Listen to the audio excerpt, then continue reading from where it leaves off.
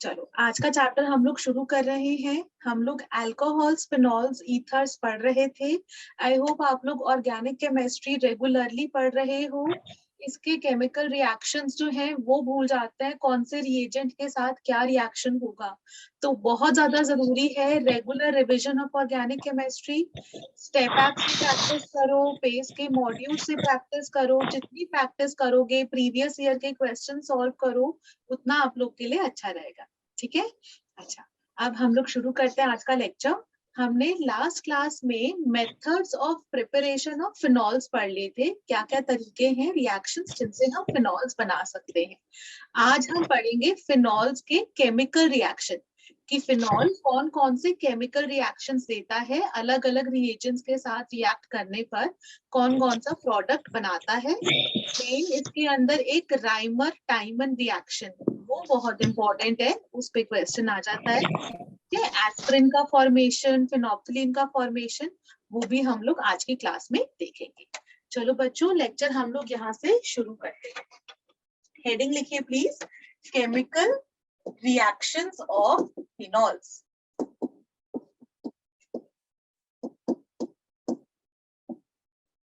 अच्छा, okay, chemical reactions of phenols, ये हम लोग आज का पढ़ना है। सबसे पहले फिनॉल मेरे को बताओ कि प्लस एम है कि माइनस एम है ग्रुप OH, उस पे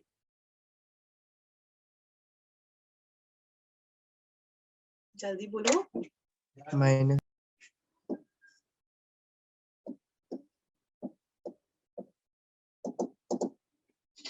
फिनॉल बेंजीन पे OH लगा है ना, ये प्लस एम है कि माइनस एम है? माइनस। माइनस नहीं मैम, प्लस एम है। डायरेक्ट लोन पे है। प्लस एम है, माइनस आई है। प्लस एम के साथ माइनस आई है, लेकिन इसकी प्रायोरिटी ज्यादा होती है। हम बोलते हैं कि बेंजीन से जो डायरेक्टली ग्रुप कनेक्टेड हो, उस पे अगर लोन पेयर हो या नेगेटिव चार्ज हो तो वो प्लस एम है, वो रिंग को इलेक्ट्रॉन देगा। ठीक है, ये प्लस एम ग्रुप है, प्लस एम। ठीक है, जो OH होता है इलेक्ट्रॉन डोनेटिंग होता है, प्लस एम देगा। तो एक बात बताओ, रिंग पर चार्ज कौन सा आएगा, नेगेटिव की पॉजिटिव?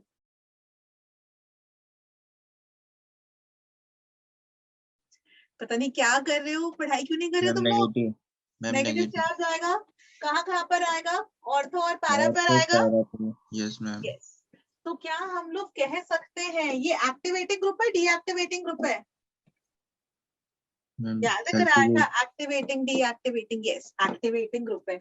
अगर एक्टिवेटिंग ग्रुप है तो इसका मतलब नंबर 1, नंबर 2, एक्टिवेटिंग अगर ग्रुप है तो फिर ये इलेक्ट्रोफिलिक सब्स्टिट्यूशन रिएक्शन को, रेट ऑफ रिएक्शन को इंक्रीज कर देगा। ये मतलब एनकरेज करेगा कि कोई अगर इलेक्ट्रोफाइल आए तो वो मस्त आकर ऑर्थो और पैरा पोजीशन पर अटैक हो जाए। करेक्ट?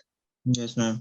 ठीक है, तो हम लोग ये बोलते हैं कि जो फिनॉल्स होते हैं ना, वो फिनॉल्स इलेक्ट्रोफिलिक सब्स्टिट्यूशन रिएक्शंस देते हैं। Electrophilic substitution reactions phenol gives electrophilic substitution reactions. ठीक है, अब वही वाले रिएक्शंस हम लोगों ने पढ़ने हैं। ठीक है, सबसे पहला रिएक्शन वेरी इंपॉर्टेंट, और जो ये वाला रिएक्शन है वो फिनॉल्स के टेस्ट में भी आता है, कि मतलब हाउ टू डिस्टिंग्विश करने का मैं बताती हूँ। ये हमारे पास फिनॉल है। अगर हम फिनॉल को ब्रोमीन के साथ ट्रीट करते हैं in the presence of water, अभी मैंने सॉल्वेंट लिया है वाटर, तब होता क्या है, देखो ये तो एज इट इज है। जो ब्रोमीन है, देखो ब्रोमीन के साथ हम लोग वाटर, ब्रोमीन के साथ ट्रीट करें ना in the presence of water, तो वाटर क्या करेगा? एक बात बताओ, मैंने एसिडिक नेचर बताई थी, फिनॉल्स और वाटर में ज्यादा अच्छा अल्कोहल कौन है? मैम जल। फिनॉल ज्यादा अच्छा एसिड, मैं पूछी थी ज्यादा अच्छा एसिड कौन है? सॉरी, पता नहीं मैं शायद क्वेश्चन कुछ गलत बोल दिया। मैं साथ साथ ये सोच रही थी आज बच्चे इतने कम क्यों ज्वाइन। फिनॉल।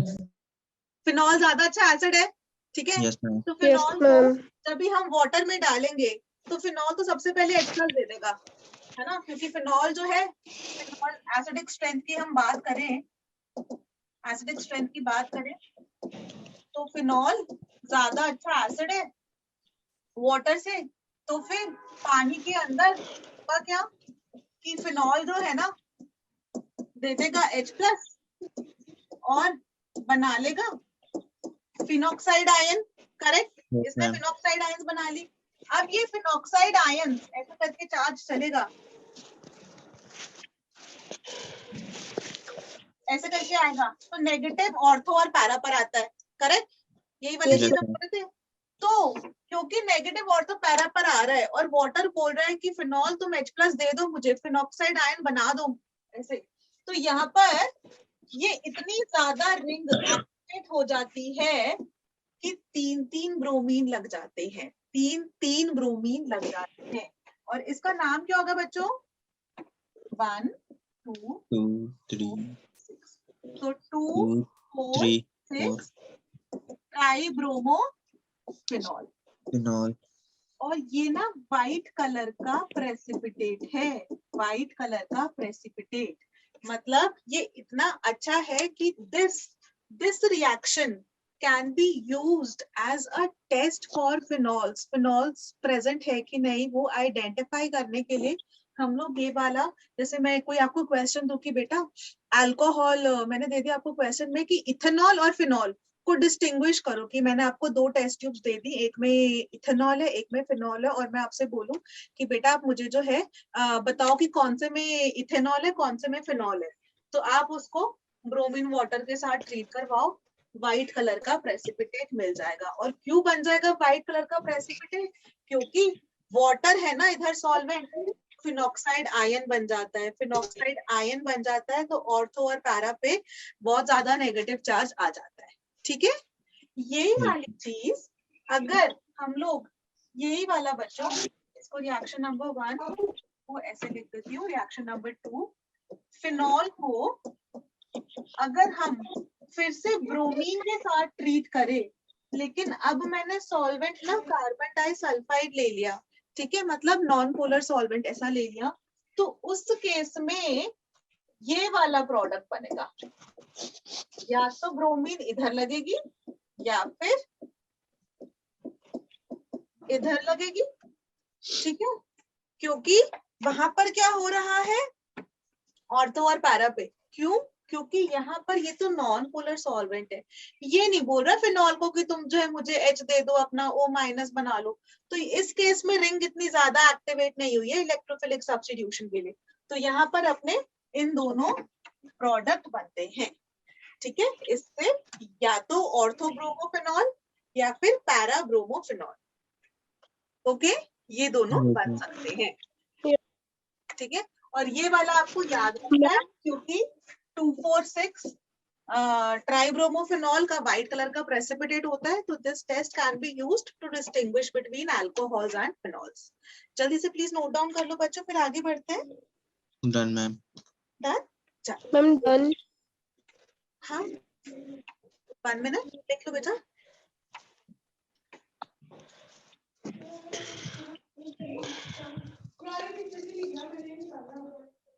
तुम्हारे बाकी के फ्रेंड्स का है, स्कूल के एग्जाम्स चल रहे हैं क्या? No, ma'am. वैसे आप सब लोग सेम ही स्कूल में हो कि अलग अलग स्कूल में No, हो? ma'am. अच्छा, आप लोग जानते हैं दूसरे को वैसे जो बच्चे Ma'am. पढ़ते हैं इधर? No, ma'am. अच्छा No, ma'am. ठीक है, आगे बढ़ लूं। Yes, ma'am. Next number 3, next हम लोग पढ़ रहे हैं सल्फोनेशन रिएक्शन। सल्फोनेशन याद है उसके अंदर रिएजेंट क्या होता था? बेंजीन की अगर मुझे सल्फोनेशन करनी हो तो Ma'am, H2SO4. H2SO4, concentrated H2SO4 लेते थे या फिर ओलियम भी लिखा होता था, है ना। Yes, तो ma'am. लोग यहाँ पर फिनॉल लिया, H2SO4. कॉन्सेंट्रेटेड H2SO4 के साथ ट्रीट करेंगे हम, ठीक है। और इसके अंदर ना मैं टेम्परेचर बताना चाह रही हूँ, अगर इसी वाले रिएक्शन को दो तरीके से बना रही हूँ। अगर टेम्परेचर लो हो तो ऑर्थो बनता है, और टेम्परेचर हाई हो तो पैरा बनता है।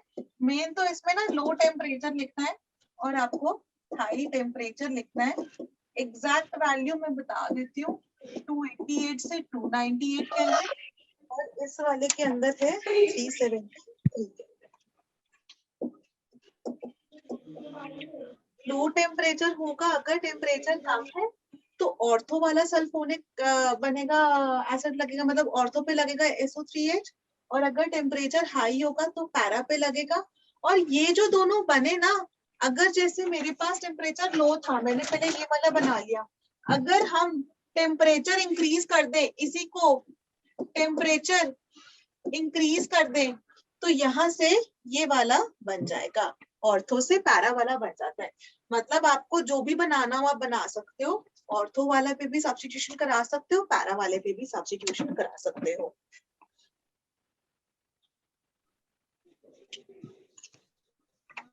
आगे बढ़ू?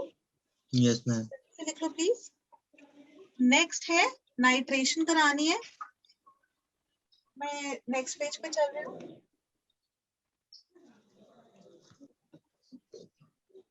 जब हम लोग डाइल्यूट नाइट्रिक एसिड लेते हैं तो वाला भी प्रोडक्ट बनेगा और ये वाला भी प्रोडक्ट बनेगा, लेकिन इसके अंदर जो यील्ड होती है ना, मतलब कितना परसेंट बन रहा है, ये 13% बन रहा है, शायद 10-12% ही था, 14 और हाँ 40 और 13%। तो देखो हुआ क्या, जब भी हमने डाइल्यूट नाइट्रिक एसिड से ट्रीट किया तो ऑर्थो और पैरा इन दोनों ही बने, लेकिन इनकी जो परसेंटेज यील्ड होती है ना वो बहुत कम होती है, कि रिएक्शन इतना एफिशिएंट नहीं होता है, मिक्सचर ऑफ प्रोडक्ट्स मिलता है, मेटा भी बन जाता है थोड़ा बहुत। मेन ऑर्थो बनता है अपना सबसे ज्यादा, 40% ऑर्थो बन रहा है। एक बात बताओ, ऑर्थो वाला ज्यादा क्यों बन रहा है, वो ज्यादा क्यों स्टेबल है कि वो ज्यादा बना, क्या रीजन हो सकता है उसका? ऑर्थो वाले में क्या हो रही है? हाइड्रोजन हाइड्रोजन बॉन्डिंग बॉन्डिंग है ना, तो ऑर्थो वाले में इंटरमॉलिक्यूलर हाइड्रोजन बॉन्डिंग है, इंटरमॉलिक्यूलर ना मैम। इंट्रामॉलिक्यूलर, इंट्रा मतलब होता है with in the molecule, intramolecular, और इसके अंदर होती है इंटरमॉलिक्यूलर हाइड्रोजन बॉन्डिंग, इसमें होती है इंटरमॉलिक्यूलर बिटवीन टू मॉलिक्यूल्स। इसमें कैसे होती है कि इसमें ये एक OH का और यहाँ पर हाय प्लीज, और ये हाइड्रोजन बॉन्डिंग ब्लू कलर से दिखा देती हूँ, ऐसा कर हो रही होती है, ठीक है, मतलब दो मॉलिक्यूल्स के बीच में हो रही तो उसको इंटरमॉलिक्यूलर, पैरा वाले में इंटरमॉलिक्यूलर होते हैं, दो मॉलिक्यूल्स के बीच में हाइड्रोजन बॉन्डिंग होती है। इसीलिए जो ऑर्थो और पैरा वाले प्रोडक्ट्स होते हैं ना, उनको सेपरेट करना भी बहुत आसान है। किसका बॉइलिंग पॉइंट लो होगा, ऑर्थो का कि पैरा का? किसका बॉइलिंग पॉइंट लो होगा? बॉइलिंग पॉइंट मतलब कम ही टेम्परेचर पर बॉयल हो जाएगा, कि गैस का मॉलिक्यूल जो है पैरा मैम। ऑर्थो का लो बॉइलिंग पॉइंट। आज नींद में है सब लोग, सर्दी हो रही ना, सब लोग रजाई में बैठे होंगे पक्का से, अरे साथ में हीटर चला रखा होगा और अपना आराम से थोड़ी थोड़ी नींद आ रही है। पर मैथ्स की क्लास में तो नींद आ ही नहीं सकती है, वो तो उसमें तो इतना लिखना पड़ता है। चलो खैर, अच्छा बच्चों बॉइलिंग पॉइंट हम कैसे देखते हैं, समझो कॉन्सेप्ट को, कुछ रट्टा नहीं मारना है, समझो कॉन्सेप्ट को। क्या हो रहा है, इसके अंदर मॉलिक्यूल के एक मॉलिक्यूल के अंदर अपना अलग से वो एग्जिस्ट कर रहा है, ठीक है, जैसे मैं हूं यहाँ पर अलग से खड़ी हुई, ठीक है। ये वाला जो मॉलिक्यूल है इसमें इंटरमॉलिक्यूलर हाइड्रोजन बॉन्डिंग हो रही है, मतलब यहाँ पर वो एक दूसरे मॉलिक्यूल से जुड़ा हुआ है, यहाँ पर वो एक दूसरे मॉलिक्यूल से जुड़ा हुआ है ना, पूरा ठीक से बनाना पैरानाइट्रोफेनॉल ऐसा। तो यहाँ पर ना मॉलिक्यूल चेन में ऐसे खूब सारे मॉलिक्यूल ऐसे जुड़कर खड़े हुए, ऐसे सोचो तुम लोग कि जैसे छोटे बच्चे नहीं होते जो 4-5 साल वाले स्कूल वाले बच्चे, नर्सरी वाले, तो वो सारे के सारे हाथ पकड़ कर खड़े हो गए ऐसे, वो सारे के सारे जुड़कर खड़े हुए। अब बॉईल करने का मतलब क्या होता है? लिक्विड से गैस में कन्वर्ट करना। 12th में है हम लोग तो हमको ये तो पता है ना, गैस का मॉलिक्यूल तो अकेले जाता है वेपर में, ऐसा उड़कर हवा में जाएगा। लिक्विड में मॉलिक्यूल्स के बीच में थोड़ा बहुत फोर्स ऑफ अट्रैक्शन होता है, गैस में तो मॉलिक्यूल्स के बीच में बिल्कुल फोर्स ऑफ अट्रैक्शन नहीं है, एक मॉलिक्यूल दूसरे मॉलिक्यूल से जुड़ा ही नहीं है। यहाँ पर एक मॉलिक्यूल किसी मॉलिक्यूल से नहीं जुड़ा, ये इजीली वेपराइज कर जाएगा, हवा में चला जाएगा। यहाँ पर तो हमको बहुत सारी हीट देनी पड़ेगी, पैरा वाले में क्यों खूब सारी हीट देंगे, तब ये वाले बॉन्ड्स टूटेंगे, ये वाले का इससे बॉन्ड टूटेगा और तब एक मॉलिक्यूल उड़कर जाएगा, मतलब वेपराइज होगा, है कि नहीं? तो किसका बॉइलिंग पॉइंट लो हुआ? ऑर्थो का, क्योंकि यहाँ पे इंडिविजुअल मॉलिक्यूल एग्जिस्ट कर रहा है, उसको दूसरे मॉलिक्यूल से कोई मतलब नहीं है, कोई लेना देना नहीं है। यहाँ पर मॉलिक्यूल सारे जुड़े हुए हैं, तो पहले हमको हीट देके मॉलिक्यूल्स का आपस का बॉन्ड तोड़ेंगे, फिर वो मॉलिक्यूल बॉईल करेगा, मतलब वेपर में जाएगा, गैसियस स्टेट में कन्वर्ट होगा। ओके, आई होप अब आप लोग को ये हमेशा के लिए याद है। इसका बॉइलिंग पॉइंट लो, इसका बॉइलिंग पॉइंट हाई, इसका बॉइलिंग पॉइंट हाई है। तो इन दोनों का क्योंकि बॉइलिंग पॉइंट का डिफरेंस होता है ना, तो हम लोग इसको स्टीम डिस्टिलेशन टेक्निक से अलग कर सकते हैं। स्टीम डिस्टिलेशन मतलब अलग अलग टेम्परेचर्स पर अलग अलग मॉलिक्यूल जो ये पहले वेपराइज हो जाएगा, इसको बहुत सारी हीट देनी पड़ेगी, तो हम लोग को इसको सेपरेट करना आसान होता है।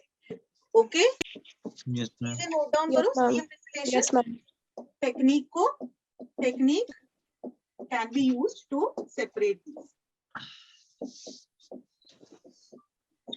Separate ortho and paranitrophenol. Steam distillation से हम लोग सेपरेट कर सकते हैं।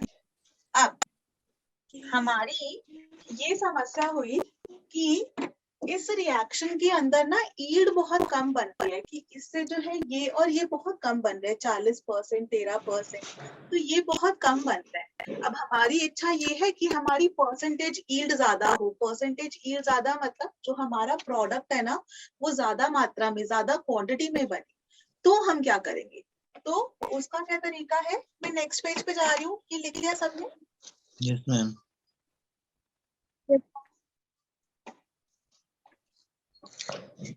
उसके अंदर इसको हम ट्रीट करते हैं NaNO2 plus HCl। NaNO2 plus HCl क्या देता है? HON। और इसको जब हम ट्रीट करते हैं इससे, तो हमारे पास बन जाता है N डबल बॉन्ड O, और इसको जब हम लोग डाइल्यूट नाइट्रिक एसिड से ट्रीट करते हैं,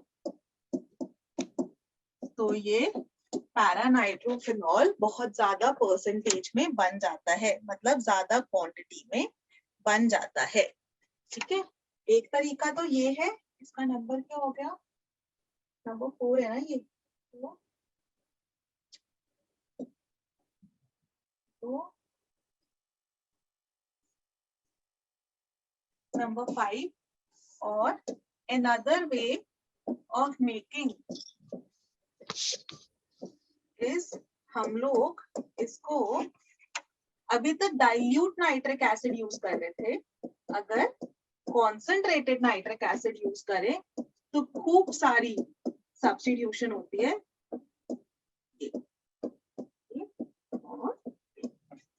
2,4,6 ट्राइनाइट्रोफेनॉल। और इसका नाम क्या है? कॉमन नेम क्या है? Picric acid. पिक्रिक एसिड, जिसका कॉमन नेम है पिक्रिक एसिड। ठीक है, 2,4,6 ट्राइनाइट्रोफेनॉल या फिर पिक्रिक एसिड। ओके, अनदर तरीका, ये पिक्रिक एसिड ना बहुत ही इंपॉर्टेंट कंपाउंड है। ठीक है, ये केमिकल इंडस्ट्री में बहुत ज्यादा यूज होता है पिक्रिक एसिड। अच्छा, अनदर तरीका ऑफ मेकिंग, ये जल्द से नोट डाउन कर लो, फिर पिक्रिक एसिड का एक और तरीका बता दूं।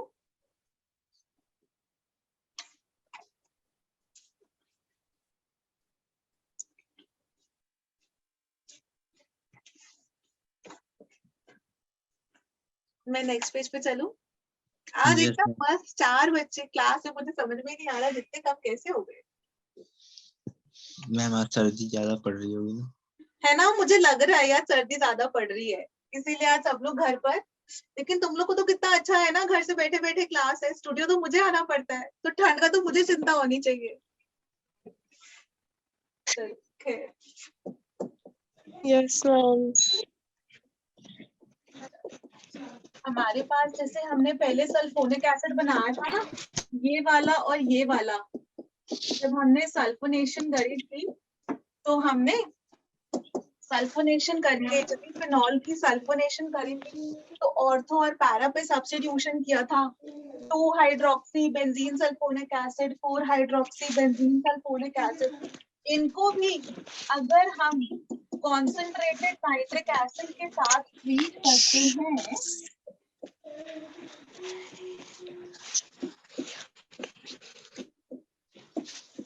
तब भी हमको नाइट्रिक एसिड मिल जाता है।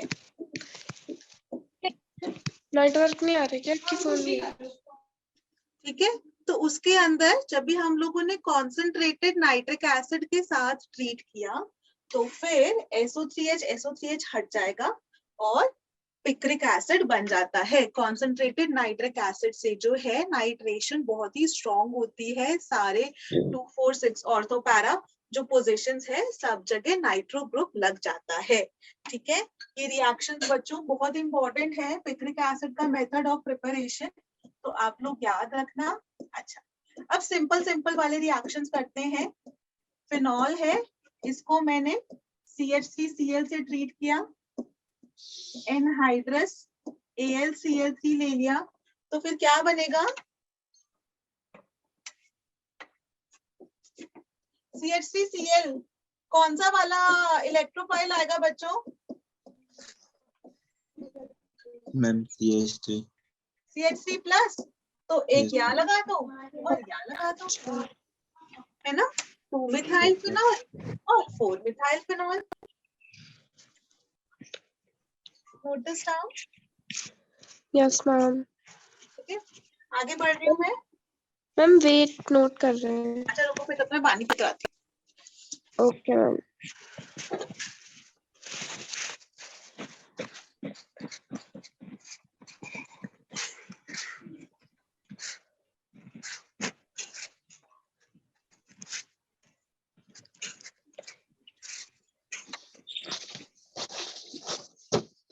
कल के पेपर के कोई डाउट्स हो तो आप लोग व्हाट्सएप कर सकते हो बच्चों, I will answer them.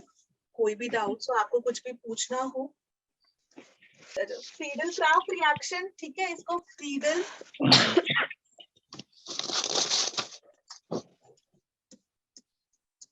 Craft alkylation reaction, ठीक है, जो ये वाला है एल्काइलेशन कर रहे हैं। Next 6, 7, 8, 9, number 9। अच्छा, एक अनदर इम्पोर्टेंट रिएक्शन जो फिनॉल का है, वेरी इंपॉर्टेंट, वो है, इसको हम बोलते हैं coupling with diazonium ion, coupling reaction, coupling with diazonium ion. Diazonium ion आप लोग को याद हो, हमने क्या किया? Yes, ma'am. N2 plus Cl minus, yes, N2 plus Cl minus benzene के ऊपर ये लगा था। And मैं 2 plus Cl minus.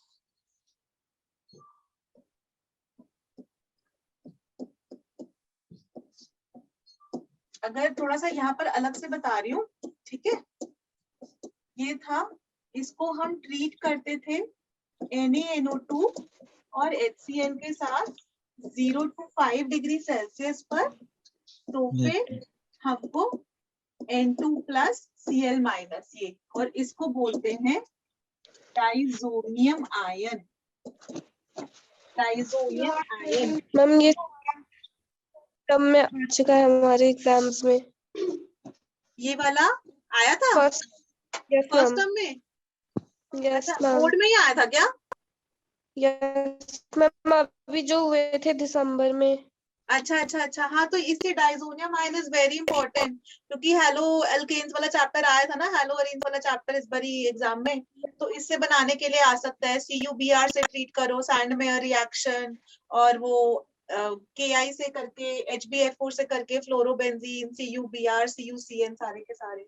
तो ये अपना डाइजोनियम आयन बहुत ही इंपॉर्टेंट है। और जब भी नाइट्रोजन कंपाउंड्स वाला चैप्टर करेंगे ना, मतलब इसके अल्कोहल वाला खत्म हो जाएगा, कल यह चैप्टर खत्म हो जाएगा। नेक्स्ट चैप्टर जो हम करेंगे एल्डिहाइड कीटोन कार्बोक्सिलिक एसिड वाला, उसके बाद है डाइजोनियम नाइट्रोजन कंपाउंड्स वाला, जो दूसरा चौथा चैप्टर है अपना ऑर्गेनिक का 12th का। उसके अंदर ये बहुत ही इंपॉर्टेंट है, इसके बहुत सारे रिएक्शंस पढ़ने वाले हैं, है ना। अच्छा, तो ये है, और यहाँ पे टेम्परेचर बहुत ही लो मेंटेन करते हैं, 0 to 5 डिग्री सेल्सियस, ये बहुत इंपॉर्टेंट है। अच्छा, अब ये डाइजोनियम आयन है, उसके साथ कपलिंग करवा रहे हैं हम। कपलिंग का मतलब होता है कि उसके साथ रिएक्शन, मतलब आपने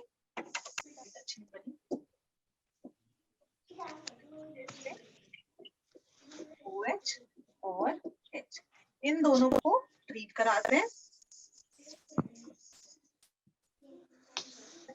और होता क्या है, ये HCl तो रिमूव कर देना आप, और यहाँ जो प्रोडक्ट बनेगा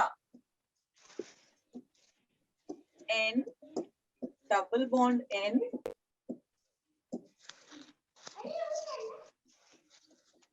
this is azo dye. Yes ma'am. Red orange colour की होती है अजोडाई, इसको हम बोलते हैं ऑरेंज कलर की होती है। और ये भी एक ऑरेंज डाई, ये भी जो रिएक्शन है, ये भी एक रिएक्शन बहुत ही इंपॉर्टेंट है फिनॉल्स की प्रेजेंस चेक करने के लिए, कि आपके पास अल्कोहल और फिनॉल है, उनको डिस्टिंग्विश करना है। तो आप फिनॉल को, मतलब टेस्ट ट्यूब के अंदर अगर डाइजोनियम आयन डालोगे तो ऑरेंज कलर की हो जाएगी वो। तो ऑरेंज कलर का हो रहा है, इसका मतलब इसके अंदर आप कह सकते हो कि फिनॉल प्रेजेंट है। फिनॉल को डिस्टिंग्विश करने का जो टेस्ट है वो है ये coupling reaction, coupling with diazonium ion. Please note this down.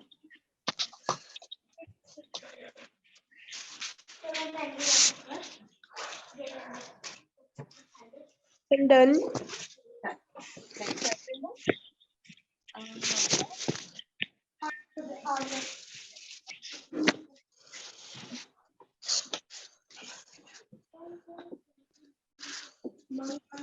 Coles reaction, ठीक है। कोल्स रिएक्शन में हम क्या करते हैं, फिनॉल लिया, फिनॉल को ट्रीट करते हैं विद कार्बन डाइऑक्साइड, और यहाँ हमको प्रेशर लेना होता है 4 to 7 atm, और टेम्परेचर है 400 केल्विन। मेन आपको याद रखना है, जब भी कार्बन डाइऑक्साइड का थोड़ा सा अच्छा प्रेशर ले लेना, नॉट एट रूम टेम्परेचर। तो यहाँ पर ये जो है OH, यहाँ पर जो ऑर्थो वाला है, ऑर्थो वाले पर हमारा जो है NOH लिखा था, मैं NOH लिखना CO2 NH, है ना। तो यहाँ पर ON और डाइल्यूट HCl के साथ करते हैं।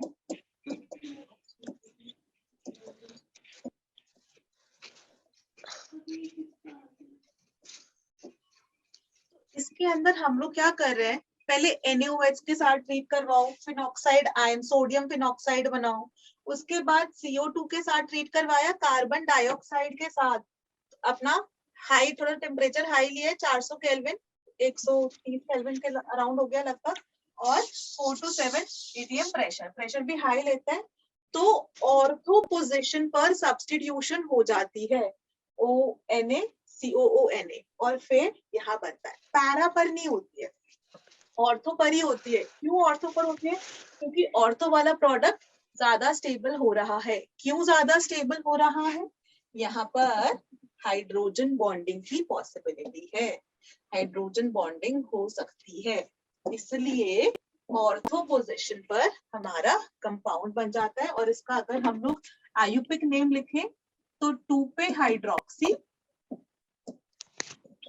Benzene carboxylic acid, benzoic acid या बेंजोइक एसिड, 2 पे हाइड्रोक्सी बेंजोइक एसिड या फिर सैलिसिलिक एसिड। और ये सैलिसिलिक एसिड बहुत जरूरी है बिकॉज सैलिसिलिक एसिड को यूज करके ही हम लोग सरदर्द की दवाई बनाते हैं एस्पिरिन। तो मैं ये तो एक रिएक्शन 1 लिख देती हूँ, अलग से रिएक्शन यहाँ पे लिख रही हूँ सैलिसिलिक एसिड का।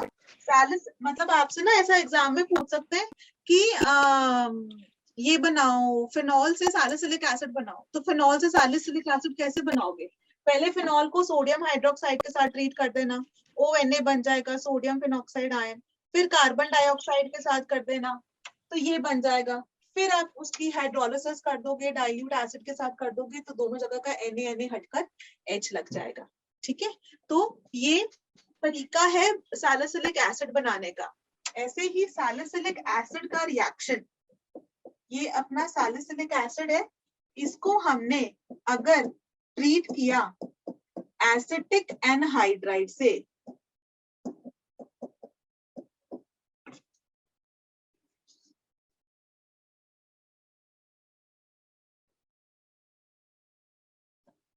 ठीक है, एसिटिक एनहाइड्राइड, ठीक है। अब ये क्या करता है, ये एसिटिक एनहाइड्राइड है ना, ये बना किससे है? एसिटिक एसिड से। ऐसा करो आप लोग ये ऊपर का लिख लो, मैं एसिटिक एनहाइड्राइड भी समझा देती हूँ एक बार दोबारा से। ये सबको आता है एसिटिक एनहाइड्राइड हम कैसे बनाते हैं? मैं यहाँ पर लिख देती हूँ, ये OH, ये OH, तो एसिटिक एसिड के मॉलिक्यूल पास जाते हैं, उनकी डिहाइड्रेशन करते हैं, मतलब वाटर मॉलिक्यूल रिमूव कर दो तो ये वाला जो ऑप्शन है ऊपर वाला वो इस वाले कार्बन से भी जुड़ जाता है, तो ऐसे ये एसिटिक एनहाइड्राइड बनता है। हम सैलिसिलिक एसिड को ट्रीट करेंगे एसिटिक एनहाइड्राइड से, ये मैं मिटा रही हूँ बच्चों, और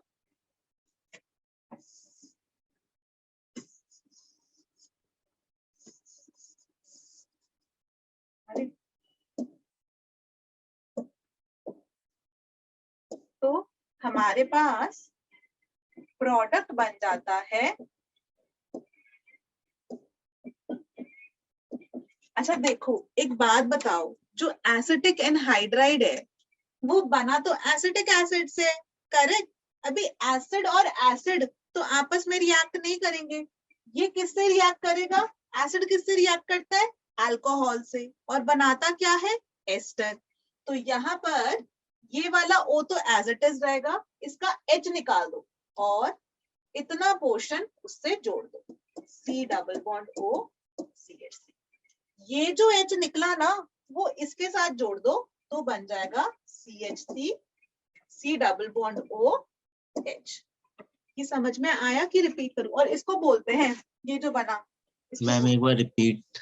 मैं ऐसा करती दूसरे पेज पे बना देती हूँ, है मेरे को यहाँ पे जगह की कमी पड़ रही है, मैं दोबारा से पूरा पूरा समझाती हूँ। ऊपर वाला लिख लिया ना सैलिसिलिक एसिड बनाने का तरीका? Yes ma'am. है ना, मैं दोबारा से बता रही हूँ। ये हमारे पास है सैलिसिलिक एसिड, ये अपना सैलिसिलिक एसिड है। इस सैलिसिलिक एसिड को हमने ट्रीट किया with CH3 C double bond O, इसको बोलते हैं एसिटिक एनहाइड्राइड।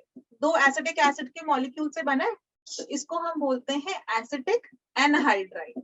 एनहाइड्राइड का मतलब होता है कि वाटर मॉलिक्यूल रिमूव कर दिया, पानी निकाल दिया, तो एक पानी निकालकर ये हमारा एनहाइड्राइड बन गया, एसिटिक एनहाइड्राइड।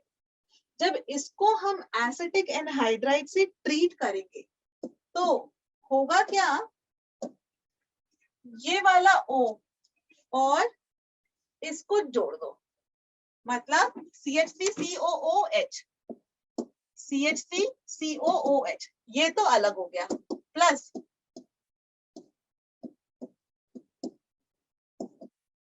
ये जो O था, ये वाला O, यहां से इसका O का बॉन्ड टूटा है ना तो इसी से जोड़ देना, C से, C double bond O CH।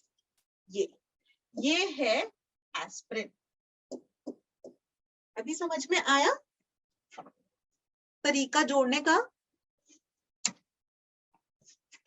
इसको हम बोलते हैं आयुपिक नेम 2 पे acetoxy benzoic acid.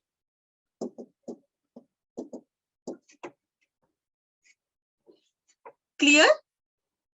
Manoj, ma'am. शांत? हाँ, गुड। Yes, ma'am. तो ये है, ठीक है। ये वाला तो CH3COOH अपना एक एसिटिक एसिड बन जाएगा, और जो ये है O, ये इसका एक तरह से एस्टर ही तो बन रहा है। हम लोग यही तो बोलते थे, एसिड और अल्कोहल मिलकर एस्टर बनता है। देखो ये एस्टर की ही तो लिंकेज है। एस्टर की लिंकेज क्या होती है? R C double bond O O R dash, मतलब COO के दोनों तरफ एल्काइल्स हो, COO के दोनों तरफ एल्काइल्स है ना। तो एक तरह से एस्टर ही बन रहा है जो एस्पिरिन है, ठीक है ना। तो अभी आपको पता है जब भी आप एस्पिरिन खाओगे तो फिर आप क्या खा रहे हो? एक एस्टर आप कंज्यूम कर रहे हो, ठीक है। ओके, आगे Yes, बढ़ो। ma'am. Yes, ma'am. इसी के अंदर अभी तो मैंने सैलिसिलिक एसिड को एसिड के साथ ट्रीट किया था। अगर मैं ये वाला रिएक्शन लिखूं, इसको मैं फिनॉल के साथ ट्रीट करूं, तो ये फिनॉल कौन से वाले? ये तो रिएक्ट करेगा, इसका तो फंक्शनल ग्रुप OH है, OH से रिएक्ट करेगा। अल्कोहल वाला OH, फिनॉल वाला जो OH है, ये किससे रिएक्ट करेगा? इससे कि नीचे COOH से? COH. इस वाले से, है ना।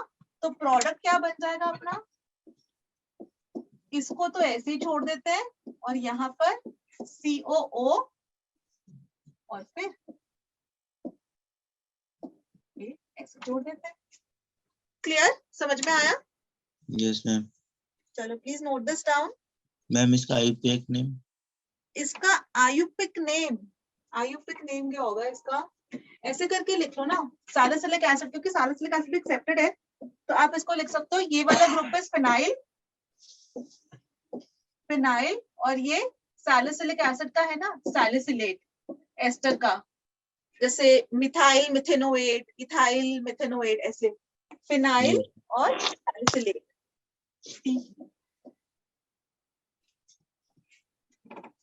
ओके, अच्छा एक दो और बहुत सिंपल वाले रिएक्शन थे जो मैं लिखना भूल गई। कौन से नंबर पे होगा वो? लिख लेना, मुझे नंबरिंग नहीं पता अभी, तो मैं ऐसे ही नंबर 10 लिख के कर रही हूँ। मैम 11. फिनॉल और सोडियम के साथ भी रिएक्ट कर जाएगा, ONA, और हाइड्रोजन गैस रिलीज होगी, और फिनॉल। अच्छा रुको, ये वाला लिखते हो, उस पर एक सवाल भी पूछूंगी। ये वाला लिख लो please, acidic nature of phenol बता रहा है वो।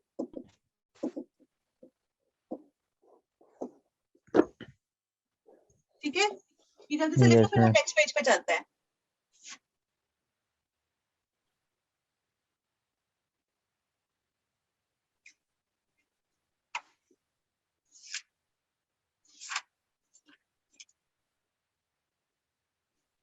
मैं अब नेक्स्ट पेज पे चल रही हूँ।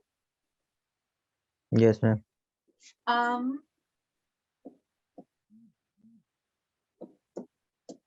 फिनॉल प्लस NaOH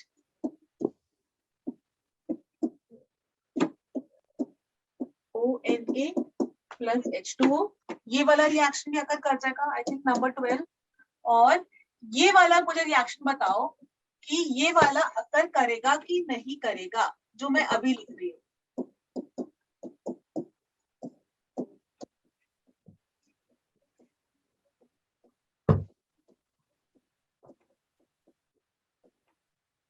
ये तो अकर कर जाएगा और ये वाला अकर नहीं करेगा, बताओ क्यों? ये वाला इसमें मैंने हैशटैग लगाया है। ऊपर वाला क्यों अकर कर जाएगा, नीचे वाला क्यों अकर नहीं करेगा? मैम स्ट्रॉन्ग एसिड और वीक एसिड। कौन सा स्ट्रॉन्ग एसिड है? फिनॉल फिनॉल स्ट्रॉन्ग एसिड है, yes ma'am. Water H2 acid है ना। यहाँ और नहीं करेगा इधर मैम। में ये वीक एसिड है वीक एसिड है और और वाटर ये स्ट्रॉन्ग एसिड है। स्ट्रॉन्ग एसिड है। तो हम बोलते हैं कि हमेशा रिएक्शन स्ट्रॉन्ग एसिड से वीक एसिड की तरफ जाना चाहिए, तो रिएक्शन अकर करेगा। इसको हम बोलेंगे कि रिएक्शन अपना फीजिबल है। फीजिबल मतलब कि अकर कर सकता है। और ये वाला वीक एसिड है, ये स्ट्रॉन्ग एसिड, तो वीक से स्ट्रॉन्ग की तरफ थोड़ी जाएगा, स्ट्रॉन्ग से वीक की तरफ जाएगा ना। ये पहले डिसोसिएट बोलेगा कि ये बोलेगा कि पहले मैं H+ दूंगा और ये ऐसे करके जाएगा रिएक्शन। ये वाला reaction does not occur, does not occur, does not आकर ठीक है। अब मुझे बताओ, अगर मैं ये लिखूं,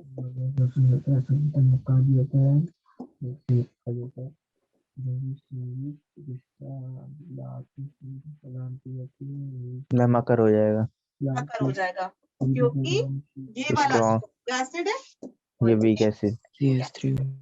मेथनॉल, और methanol is the only alcohol जो कि वाटर से स्ट्रॉन्ग होता है, बाकी सारे अल्कोहल्स वीक होते हैं।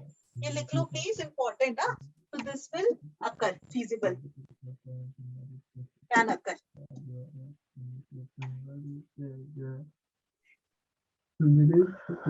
Done ma'am. Number 3 very important, हाँ, कन्वर्जन में काम आता है। Reaction with zinc dust, ethanol है, उसको जिंक से ट्रीट कराया। मैम जिंक क्या है मैम?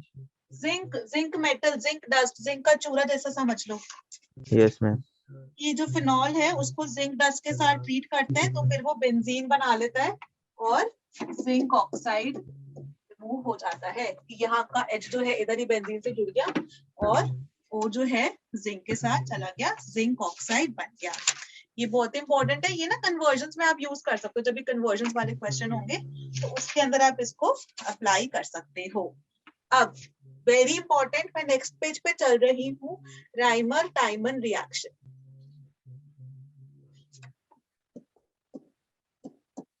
राइमर टाइमन रिएक्शन, इस रिएक्शन से हम लोग फिनॉल से बनाते हैं सैलिसिल एल्डिहाइड। जो वहां पर OH के साथ बेंजीन पे COOH लिखा था ना सैलिसिलिक एसिड का, उसका हम लोग सैलिसिल एल्डिहाइड CHO बना रहे। कर क्या रहे हैं, ये हमने फिनॉल लिया, उसको आप ट्रीट करते हो क्लोरोफॉर्म से, CHCl3 क्लोरोफॉर्म से आप ट्रीट कर रहे हो in the presence of sodium hydroxide. जब भी सोडियम हाइड्रोक्साइड होता है ना, तो NaOH के मॉलिक्यूल्स है। ठीक है, थोड़ा सा मैं वो भी बता रही हूँ, मैं पहले एंड प्रोडक्ट लिख देती हूँ। यहाँ पर मैं ये बनाने वाली हूँ,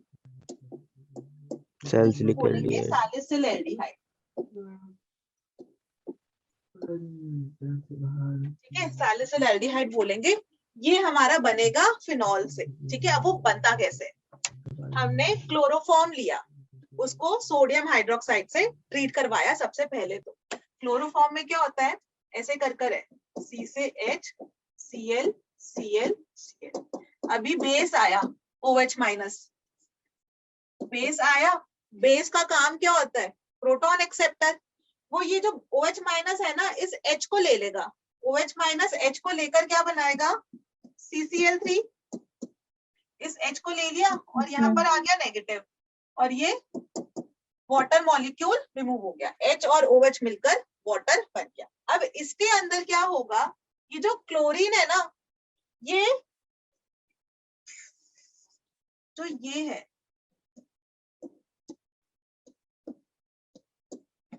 ये C के साथ जो है ये H+ निकला है, तो यहाँ पर कार्बन के पास अपना इलेक्ट्रॉन भी है, इसका भी इलेक्ट्रॉन, इसलिए मैंने ये ऐसे करके लिख दिया। अब क्लोरीन बीइंग इलेक्ट्रोनेगेटिव, क्लोरीन क्या करेगा, ऐसे करके चला जाएगा, Cl- बन के निकल जाएगा। Cl- बन के किसके साथ जाएगा, Na के साथ, तो आप एक NaCl भी निकाल दो। अगर ये निकल गया तो बना के साथ एक Cl, दूसरा Cl और 2 इलेक्ट्रॉन।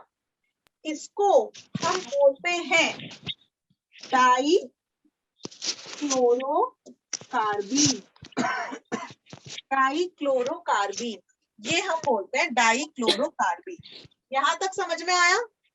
क्या किया, पहले क्लोरोफॉर्म को आप एक NaOH, अभी सोचो कि एक ही NaOH है, अभी दो नहीं है मेरे पास, अभी एक ही NaOH है। क्लोरोफॉर्म को पहले NaOH में साथ लिया, Na प्लस और OH माइनस। तो NaOH बेस है अपना, इस बेस ने क्या किया, यहाँ से H प्लस लिया, इस बेस ने यहाँ, इसका ना मैकेनिज्म इंपॉर्टेंट है इसलिए करा रही हूँ, ठीक है, बाकी सब मेरी एक्शन का मैकेनिज्म नहीं कराया था, इसका इंपॉर्टेंट है इसलिए कर लो, सीख लेना।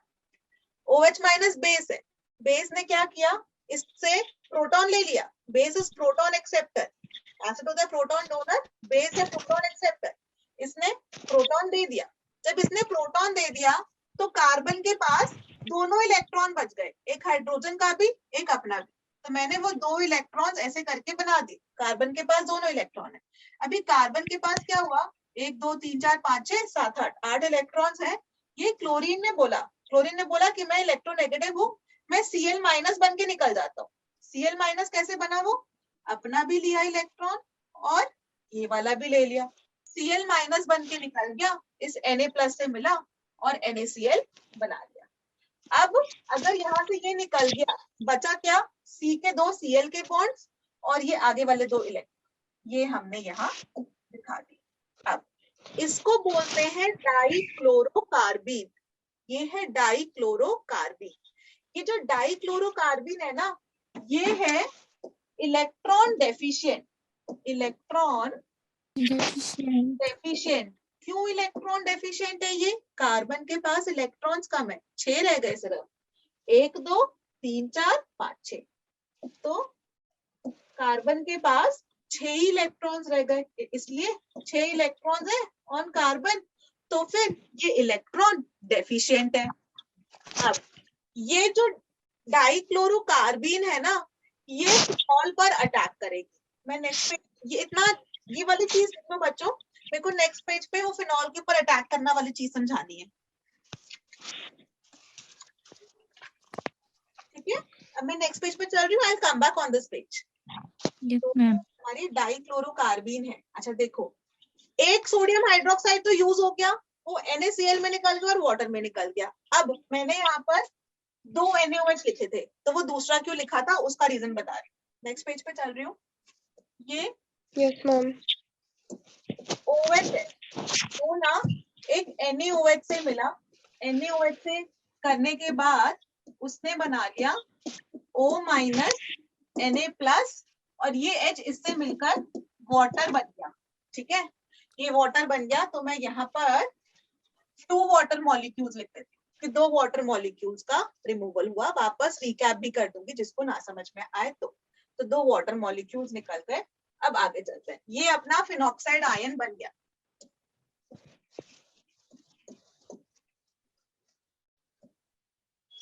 ये फिनॉक्साइड आयन बन गया। ये जो फिनॉक्साइड आयन है, ये रेजोनेंस होगी इसके अंदर, ये यहाँ पर देगा, ये इधर शिफ्ट होंगे, तो इसका पहला रेजोनेटिंग स्ट्रक्चर बनेगा ऐसे, ये ऐसे ही है, double bond O, O negative. जैसे ही उसको इधर नेगेटिव दिखा, जो कार्बीन बना था ना अपना डाइक्लोरोकार्बीन, वो कहेगा मैं तो इलेक्ट्रॉन डेफिशिएंट हूँ, मेरे पास 6 इलेक्ट्रॉन्स है, यहाँ इसके पास ऑर्थो पे 2 इलेक्ट्रॉन्स है, तो वो इसके ऊपर यहाँ पर कर लिया अटैक। जब इसने इसके पास यहाँ पर अटैक किया तो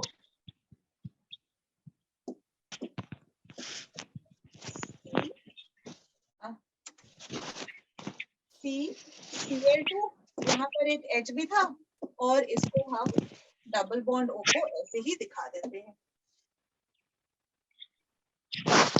ये ऐसे कर कर हो गया। ये चीज समझ में आया? अब ये हाइड्रोजन ने बोला कि यहाँ पर बहुत ज्यादा हो गया, मैं जो हूँ H+ बनकर निकल रहा हूँ, तो उसने अपने इलेक्ट्रॉन्स दिए और वो H+ बनकर निकल गया। तो इसने जो इलेक्ट्रॉन्स दिए वो यहाँ पर ऐसे करके शिफ्ट हो जाएंगे, ये जो 2 इलेक्ट्रॉन्स देगा पाई बॉन्ड में, और यहाँ पर हमारे पास वापस बन जाएगा CCl2O माइनस। देखो बच्चों, क्या ये चीज समझ में आई आप लोग को? Yes ma'am. Very good. मैं वापस एक बार रिपीट कर रही हूँ क्योंकि मेरा मेन चीज जो समझाने की तो वो हो गई। मैं वापस प्रीवियस पेज पे चल रही हूँ और पूरा का पूरा वापस समझा रही हूँ, फिर उसके आगे का रिएक्शन समझाऊंगी। सबसे पहले हमने लिया क्लोरोफॉर्म और एक सोडियम हाइड्रोक्साइड, एक बेस और एक क्लोरोफॉर्म लिया हमने। क्लोरोफॉर्म के पास आया बेस, बेस ने बोला मैं हूँ प्रोटॉन एक्सेप्टर, मेरे को प्रोटॉन दो।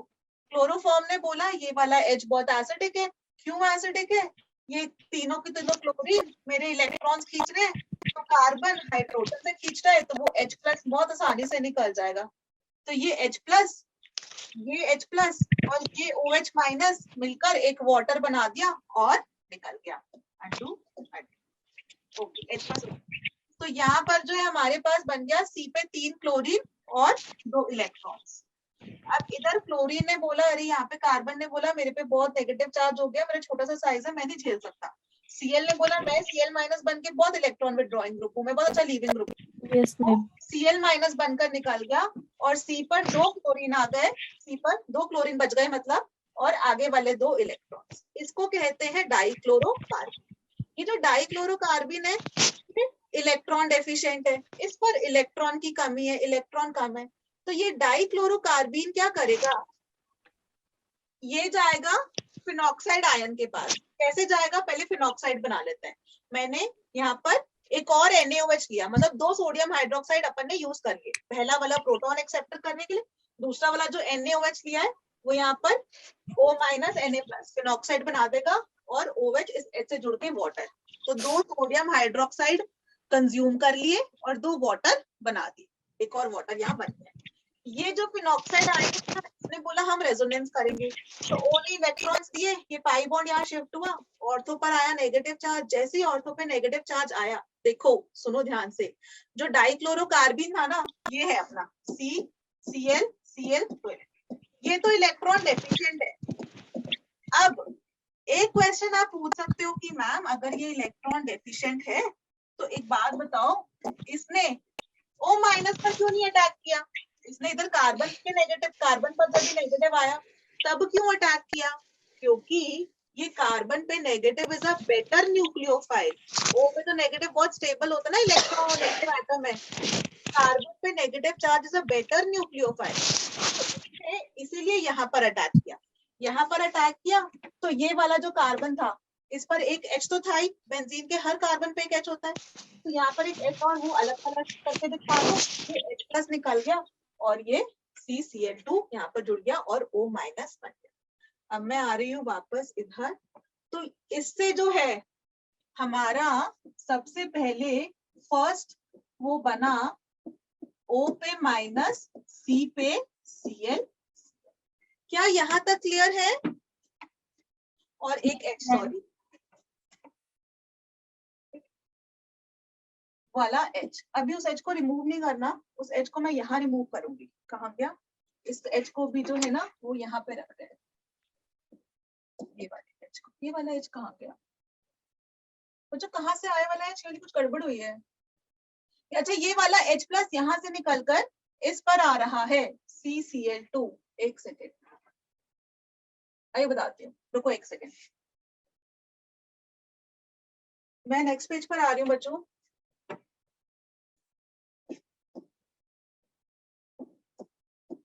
O माइनस NaCHCl2, ठीक है, ये वाली स्पीशीज थी अपनी। इसके अंदर देखो, आइए बताती हूँ, यहाँ पर ये अपना बना है और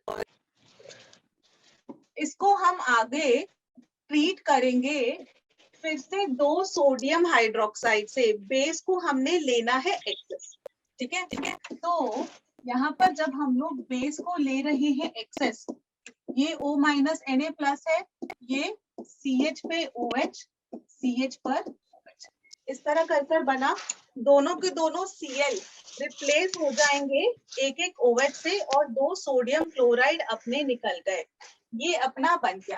अब इस कार्बन पर क्योंकि 2 OH OH ग्रुप्स है, तो एक वाटर मॉलिक्यूल का फिर से रिमूवल होगा और O माइनस Na प्लस और ये CHO और इसकी डाइल्यूट HCl हाइड्रोलिसिस करते हैं तो फिर अपना OHCHO सैलिसिल एल्डिहाइड। ठीक है, एक मिनट ये लिखो, फिर आगे का बता रही हूँ मैं इसके अंदर।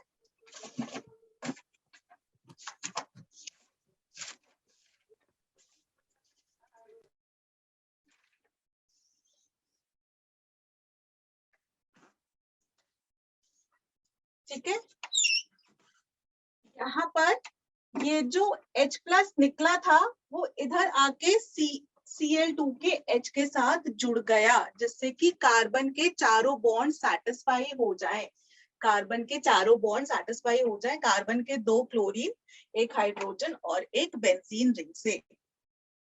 ठीक है, और ये अपना सैलिसिल एल्डिहाइड बन गया। सबको समझ में आया बच्चा? कोई डाउट है? No ma'am. चलो गुड। तो ये तरीका है सैलिसिल एल्डिहाइड बनाने का। अब यहाँ पर आप मुझसे क्वेश्चन पूछ सकते हो कि मैम आपने जो पूरा का पूरा ये डाइक्लोरोकार्बीन वाला ये रिएक्शन किया, ये जो सब कुछ किया, इसको जो है आपने क्यों ऑर्थो पर ही किया, जो आप इसको फिर से पैरा पे कर सकती थी। 2 सवाल अपने बन सकते हैं। एक सवाल ये कि डाइक्लोरो जो कार्बीन था, जो इलेक्ट्रॉन डेफिशिएंट स्पीशीज थी, वो क्यों कार्बन पे जब भी नेगेटिव है उसी पर अटैक कर रहा है, O पर जब भी नेगेटिव था तब वहां पर क्यों नहीं हुआ। उसका क्या रीजन होएगा? रीजन ये कि कार्बन पे negative is a better nucleophile. Carbon पर नेगेटिव है तो वो ज्यादा इजिली इलेक्ट्रॉन डोनेट कर देगा कंपेयर टू O पे नेगेटिव। वो उस पे तो नेगेटिव चार्ज बहुत स्टेबल है, वो ऐसे नहीं जाएगा।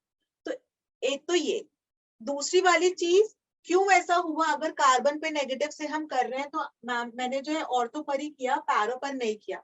उसका क्या रीजन होगा? क्यों ऑर्थो वाला प्रोडक्ट ज्यादा स्टेबल बनेगा इधर? क्योंकि हाइड्रोजन बॉन्डिंग हो रही है। अगर आप इधर सैलिसिल एल्डिहाइड में देखो तो यहाँ पर भी हाइड्रोजन बॉन्डिंग हो रही है। इसका O और H, इसका C डबल बॉन्ड OH। तो यहाँ हाइड्रोजन बॉन्डिंग, जब भी इंट्रामोलिक्यूलर हाइड्रोजन बॉन्डिंग होती है तो वो बहुत ज्यादा स्टेबल होती है। Intra is very very stable. Ortho पे CH लगाया जो कि सैलिसिल एल्डिहाइड है। ऑर्थो पर CH लगा जो कि सैलिसिल एल्डिहाइड। अब ये तो तरीका हमने बनाया सैलिसिलिक एसिड सैलिसिल एल्डिहाइड बनाने का।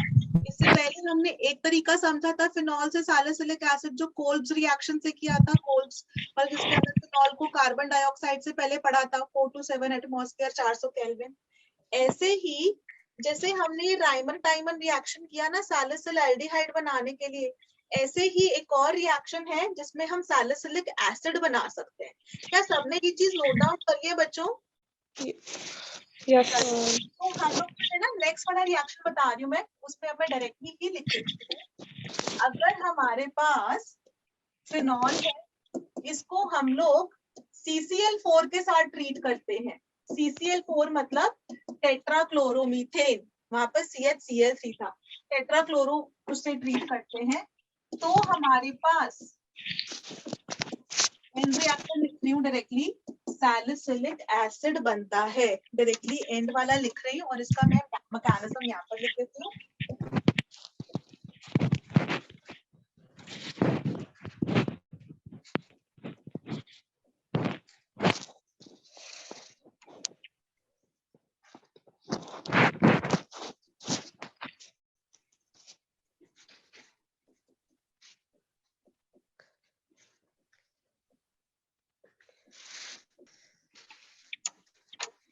ठीक है, तो यहाँ पर अपना सैलिसिलिक एसिड बन जाता है। आपको याद क्या रखना है? सिंपली याद हमको सिर्फ इतना रखना है, मैं यहाँ से साइड हो जाती हूँ और मैं बोल रही हूँ, सुन लेना बस।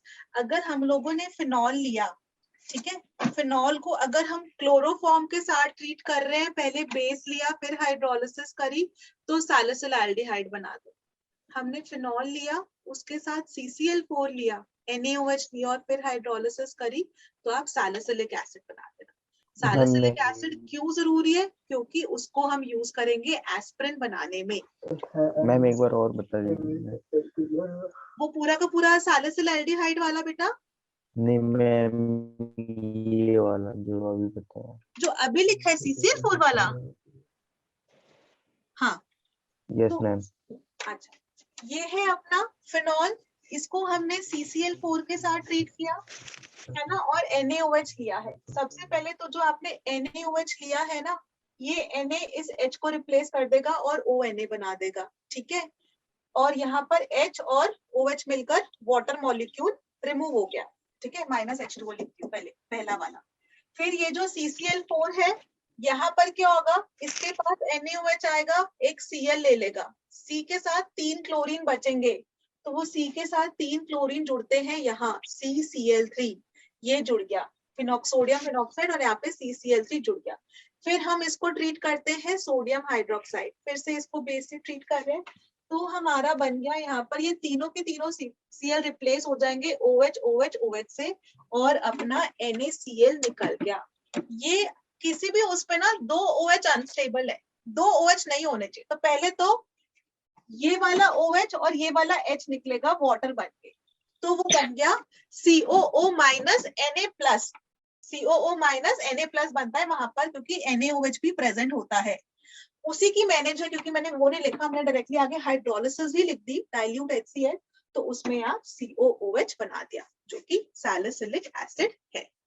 ओके, ये हमारा फिनॉल से सैलिसिलएल्डिहाइड और सैलिसिलिक एसिड, इसका रिएक्शन मैकेनिज्म इंपॉर्टेंट है। आप जब भी कन्वर्जन्स में स्कूल के बोर्ड के एग्जाम के लिए यूज करो, तो आप डायरेक्टली भी लिख सकते हो फिनॉल NaOH, या फिर टीचर आपसे NaOH और फिर डाइल्यूट HCl से, तो आप डायरेक्टली भी लिख सकते हो, या फिर टीचर आपसे पूरा का पूरा मैकेनिज्म भी पूछ सकती है, तो आप उनके अकॉर्डिंग ये पूरा मैकेनिज्म जो समझाया है ना, राइमर टाइमन का ही रिएक्शन मैकेनिज्म पढ़ना है। ये तो सैलिसिलिक एसिड का है, पर मेन तो सैलिसिलएल्डिहाइड का रिएक्शन मैकेनिज्म पढ़ना होता है, तो वो आपको वहां से देख सकते हैं। क्लियर, आगे बढ़ो। ये था Yes, अपना ma'am. ये वाला। अब एक और रिएक्शन जो इसका इम्पोर्टेंट है, वो है फिनोप्थलीन बनाने का रिएक्शन, जो है हम लोग मैं नेक्स्ट पेज पे चल रही हूँ, कि आई एम अज्यूमिंग सबने नोट डाउन कर लिया है, और मैं next page Yes, ma'am. Making phenolphthalein. तो फिनोप्थलीन कैसे बनाते हैं हम लोग लेते हैं phthalic anhydride. Phthalic anhydride is ये कौन सा,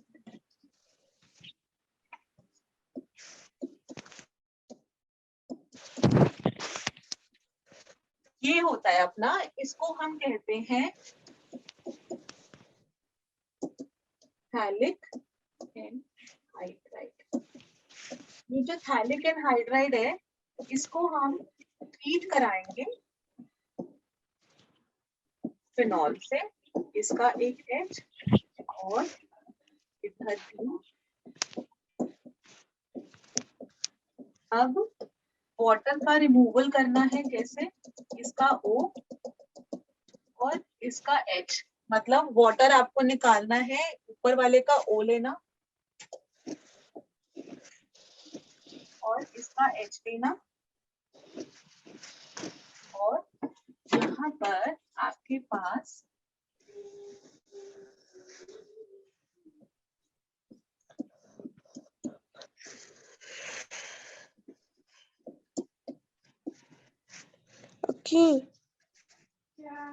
पानी दे दे मुझे।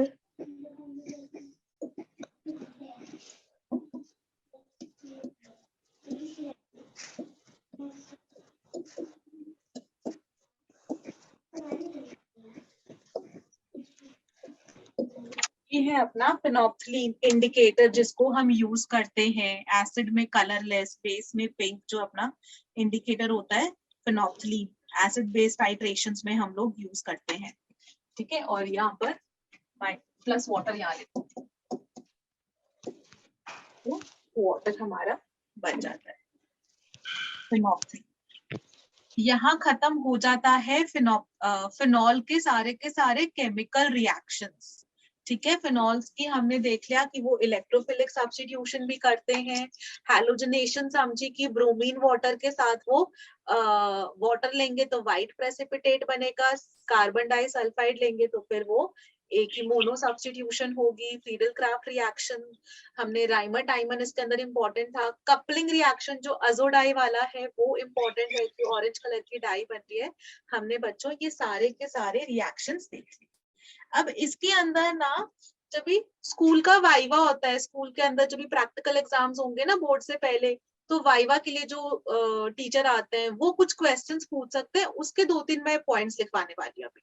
ये नोट डाउन कर लो फिनॉप्सिन का, फिर मैं वो लिखवा देती हूँ जो कि आपको हेल्प कर सकता है स्कूल के वाइवा के लिए। Okay ma'am.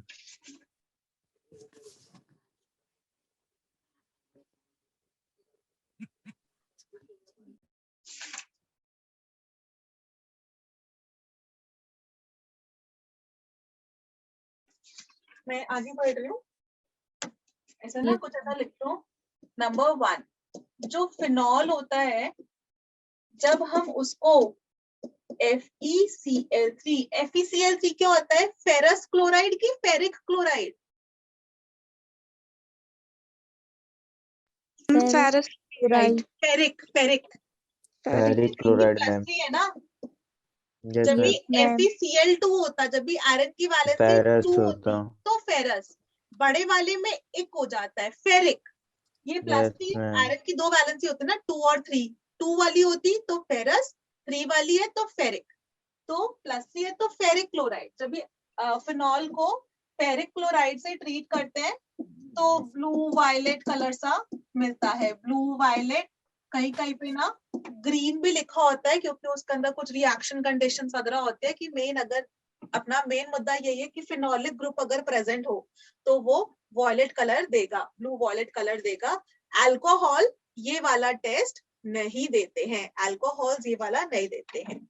अच्छा, एक दूसरा लिख रखा है फिनॉल के लिए, आपने ये पढ़ लिया फिनॉल का, ब्रोमीन वाटर वाला पढ़ लिया, व्हाइट प्रेसिपिटेट देता है। फिनॉल की अगर हम ऑक्सीडेशन करें, फिनॉल है और उसको अगर आप ऑक्सीडेशन करते हो, ऑक्सीडेशन के लिए जब हमने स्ट्रॉन्ग ऑक्सीडाइजिंग एजेंट्स लिखे थे ना, तो हमने ये लिखा था जैसे कि एसिडिफाइड पोटेशियम डाइक्रोमेट, तो वो दे देता है बेंजोक्विनोन, बेंजोक्विनोन, पैराबेंजोक्विनोन, ये अपना होता है। फिनॉल के लिए आपको ये याद रखना है, इसका ब्रोमीन वाटर के साथ व्हाइट प्रेसिपिटेट, ये आप लोगों को याद रखना है। कपलिंग रिएक्शन याद रखना है जिसके अंदर ऑरेंज कलर की डाई बनती है, ये आप लोगों को याद रखना है। Yes, ma'am. ठीक है, अब एक ये सबने नोट डाउन कर लिया है, मेरे को एक चीज बतानी है, आइडोफॉर्म रिएक्शन। आइडोफॉर्म रिएक्शन, मैं नेक्स्ट पेज पे चल रही हूँ। अब अल्कोहल की थोड़ी सी बात करने वाली हूँ मैं, क्योंकि वो वाली चीज आइडोफॉर्म आपको कहीं ना कहीं दिख जाएगी। मैं नेक्स्ट पेज पे चल रही हूँ। Yes, ma'am. ठीक है, अल्कोहल्स के लिए स्पेसिफिक बच्चों में लिख रही हूँ। पहला, आइडोफॉर्म रिएक्शन। आइडोफॉर्म रिएक्शन, वो वाले अल्कोहल्स जिनके अंदर CH3CHOH ग्रुप हो, मतलब इसके आगे कुछ भी जुड़ा हो। देखो ना, कार्बन की एक वैलेंसी बची हुई है, कार्बन इधर OH से, इधर मिथाइल से, एक हाइड्रोजन से और एक वैलेंसी खाली, जिसमें भी ये वाला ग्रुप प्रेजेंट हो, CH3CH पे OH, वो आइडोफॉर्म टेस्ट देते हैं। आइडोफॉर्म टेस्ट का मतलब ये है कि ऐसे वाले अल्कोहल्स जिसके अंदर CH3CHOH हो, उसको जब हम ट्रीट करवाएंगे सोडियम हाइड्रोक्साइड और आयोडीन से, तो फिर वो आइडोफॉर्म बनाते हैं। मैं एक रिएक्शन लिखती हूँ, जैसे कि पहला मैं लिख रही हूँ, अगर हमारे पास ये यहाँ पर CH3 लिख देता है, 2 प्रोपेनॉल 2, इसको जब हमने ट्रीट किया NaOH और आयोडीन से। तो ये वाला जो है ना पहला वाला कार्बन, उसको तो आप कर दो CHI3, जो कि जिसको बोलते हैं हम आइडोफॉर्म, जिसका बनता है येलो प्रेसिपिटेट। ठीक है, और बाकी जो भी बचा ना उसका एसिड बना दो, CHCCOONA, CHCCOONA। ठीक है, और यहाँ पर वाटर भी लिख दो क्योंकि वाटर भी बनेगा। सिर्फ वही वाले जिनके अंदर CHCCHOH वाला हो। अगर मैं CHCOH लिखूं प्लस NaOH प्लस I2, क्या ये रिएक्शन देगा? नहीं देगा। क्यों? यहाँ पर हमको पहले एक मिथाइल फिर उसके बाद वाले कार्बन पर OH ग्रुप होना चाहिए, वो ही आइडोफॉर्म टेस्ट देते हैं। नोट दिस डाउन, और इसके ऊपर 2-3 क्वेश्चंस दे रही हूँ बच्चों। Done ma'am. चल अब हम फटाफट से करते हैं। मैं 2-3 क्वेश्चन दे रही हूँ और आप मुझे बताना कि आइडोफॉर्म बनेगा कि नहीं बनेगा, और फिर कौन सा वाला एसिड बनेगा उसके साथ। पहला है CHC CH2OH NaOH I2, और उसके बाद दूसरा है CHC CH2 CH2OH, तीसरा है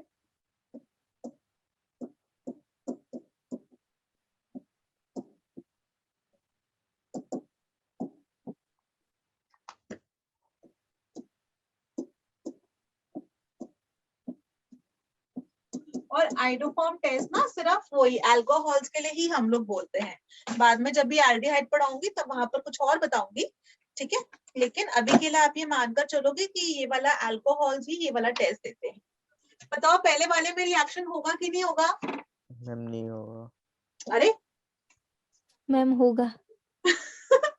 मिथाइल उसके बाद वाले कार्बन पे OH, तो मस्त होगा, बिंदास बना दो CHI3, इसका येलो प्रेसिपिटेट, और एक कार्बन बचा ना तो yes ma'am. HCOONA plus water. Water. हमको क्या देखना है बेटा? CH3 हो, उसके बाद वाले कार्बन पर OH, बस उसके आगे कुछ भी हमको कोई मतलब नहीं है। CH3 के बाद वाले कार्बन पर OH होना चाहिए। OH ये देखो, इस वाले में होगा कि नहीं? मैम होगा। Ma'am Yes. होगा। हे भगवान बेटा, CH2 के साथ है। हाँ तो मिथाइल के बाद एक और आ गया, फिर CH2 आ गया ना, फिर तो नहीं होएगा ना। यस नहीं मैम। हमने होगा। तो बोला था ना इधर वाले पे OH होता, तो या तो इथाइल के बाद वाले कार्बन पे OH है। Yes ma'am. ठीक है, अच्छा अभी ऐसा करो, इसमें बताओ होगा कि नहीं होगा? मैम होगा होगा। मैम। होगा। तो यहाँ पर हम लोग इस वाले के साथ तो बना देंगे CHI3, और इन तीनों के साथ लगा देंगे CHC CH2 COONA एसिड। आपसे पूछ लिया तो प्लस वाटर। ऐसे ये वाले में होगा रिएक्शन की नहीं होगा? नहीं होगा। मैम। नहीं होगा। अभी एक और देती हूँ। हाँ यस मैम।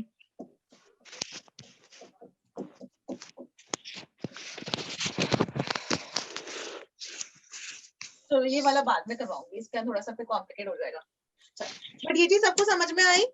Yes ma'am. तो ये है अपना, अगर आपसे बाय चांस पूछ लिया कि बेटा डिस्टिंग्विश करो, ये ब्यूटेनॉल 2 है ये वाला, और ब्यूटेनॉल 1 में, ब्यूटेनॉल 2 और ब्यूटेनॉल 1 में आप डिस्टिंग्विश करो, तो एक तो अपना ल्यूकास टेस्ट था। ल्यूकास टेस्ट ने कहा था ना concentrated HCl anhydrous zinc chloride के साथ 1 डिग्री वाला प्रेसिपिटेट वो टर्बिडिटी नहीं देता है, 2 डिग्री वाला 5-10 मिनट में देता है, 3 डिग्री वाला इमीडिएटली विद इन सेकेंड्स वो टर्बिडिटी झाग दे देता है सफेद सफेद कलर की। तो एक तो ल्यूकास टेस्ट था।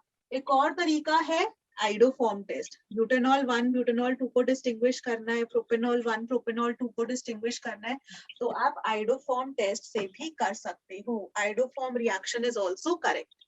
ठीक है, मैम फिनॉल के लिए। फिनॉल नहीं मैम। देगा। आइडोफॉर्म ना सिर्फ अल्कोहल के लिए ही होता है, CHC CHOH वाला। अब यस मैम। एक लास्ट बचा है with respect to only school के वाइवा के लिए, जो मैं इधर लिख रही हूँ, ठीक है। Victor Meyer test, Victor test, ये वाला टेस्ट हम यूज करते हैं 1 डिग्री 2 डिग्री 3 डिग्री। जैसे 1 डिग्री 2 डिग्री 3 डिग्री के लिए आपने ल्यूकास टेस्ट मैंने पढ़ाया है, वो आपने यूज किया था। ऐसे ही 1 डिग्री 2 डिग्री 3 डिग्री को डिस्टिंग्विश करने के लिए आप विक्टर मेयर टेस्ट भी यूज कर सकते हो। अगर 1 डिग्री वाला अल्कोहल है, मैं सबसे पहले रिएक्शन लिख देती हूँ। 1 डिग्री वाला अल्कोहल है और इसे बनाने का RCH2I, फिर इसको AgNO2 के साथ ट्रीट किया तो RCH2NO2, और फिर इसको HONO के साथ ट्रीट किया RC NOH।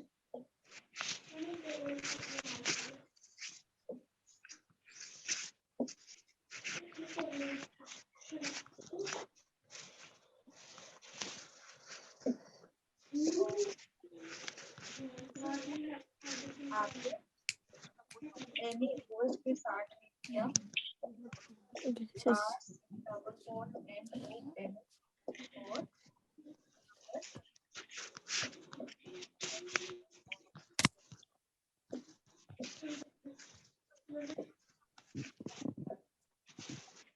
ये हमको दिया है blood red colour. Blood red colour मैं इसमें समझा रही, फिर मैं 2 डिग्री और 3 डिग्री में भी समझाती हूँ। बच्चों मेरे पास 1 डिग्री वाला अल्कोहल था RCH2OH, उसको मैंने सबसे पहले ट्रीट किया phosphorus in the presence of iodine. तो ये हमको पता है अल्कोहल को जब हम ऐसे करके ट्रीट करते तो OH रिप्लेस हो जाता है I से, SN2 रिएक्शन, तो RCH2I बन गया। अब ये जो आइडो एल्केन बना, इसको हमने ट्रीट कर दिया सिल्वर नाइट्रेट से AgNO2। जब ये सिल्वर नाइट्राइड AgNO2 से ट्रीट किया तो I से Ag चिपक कर AgI बन गया सिल्वर आयोडाइड, और RCH2NO2 ये हमारा बन गया नाइट्रो एल्केन। इसको जब हम HONO से ट्रीट करते हैं, HONO कहाँ से आया, NaNO2 प्लस HCl से, उसके साथ ट्रीट करते हैं तो RC डबल बॉन्ड NO2, और इसको जब भी हम बेस से ट्रीट करेंगे तो प्रोडक्ट इंपॉर्टेंट नहीं है, आपको याद ही रखना है कि ब्लड रेड कलर। तो इतना रिएक्शन भी इंपॉर्टेंट नहीं था, मेन चीज अपनी यही है कि 1 डिग्री वाला जो अल्कोहल है PI2 के साथ PI3 के साथ ट्रीट करेंगे, उसके बाद सिल्वर नाइट्राइड के साथ ट्रीट करेंगे, HONO के साथ ट्रीट करेंगे, और फिर बेस के साथ, तो हमको ब्लड रेड कलर मिलता है, लाल रंग का कलर मिलता है। This is only for school के एग्जाम्स के लिए, ठीक है। ऐसे ही 1 डिग्री अल्कोहल की जगह, इसको मैं दूसरी तरफ लिख देती हूँ, अगर हमारे पास 2 डिग्री अल्कोहल होता कि जिस कार्बन पर OH है वो 2 कार्बन से कनेक्टेड है, 2 डिग्री अल्कोहल है, तो पहले इसको भी इधर इसी से किया R2CHI, फिर AgNO2 के साथ किया तो R2CHNO2, फिर HONO के साथ किया तो RCN डबल बॉन्ड ONO2, और इसको NaOH के साथ करते हैं तो ब्लू कलर मिलता है, ब्लू कलर। एंड लास्ट की तीसरा वाला 3 डिग्री अल्कोहल, इसको PI2 के साथ ट्रीट किया, RTCI, AgNO2 के साथ ट्रीट किया, R3CNO2, और इसको HONO के साथ ट्रीट किया, no reaction, and this is colourless, this is colourless. तो ये अपना 1 2 3 डिग्री को डिस्टिंग्विश करने के लिए इसको हम विक्टर मेयर टेस्ट कहते हैं। 1 डिग्री के लिए ब्लड रेड कलर आता है, आप इतना भी याद रखोगे उतना भी एनफ है। 1 डिग्री का जब भी 1 डिग्री अल्कोहल का जब भी हम विक्टर मेयर टेस्ट करते हैं तो रेड कलर मिलेगा, 2 डिग्री वाले में ब्लू कलर, 3 डिग्री वाले में कलरलेस, ठीक है। Yes ma'am. मैम। इसे नोट डाउन कर लो बच्चों। Thank you for your time. आज हमारा अल्कोहल्स और फिनॉल्स खत्म हो गया है। कल की क्लास में we will start with ether. Ether छोटा सा टॉपिक होता है, मोस्ट प्रोबेबली कल की क्लास में ईथर भी फिनिश हो जाएगा। कल में अपना ईथर भी फिनिश हो जाएगा एंड फिर उसके बाद से हम लोग एल्डिहाइड कीटोन वाला चैप्टर शुरू करेंगे। ठीक है, चलो सबने Yes, नोट डाउन ma'am. कर लिया बच्चों? Yes, ma'am. Yes ma'am.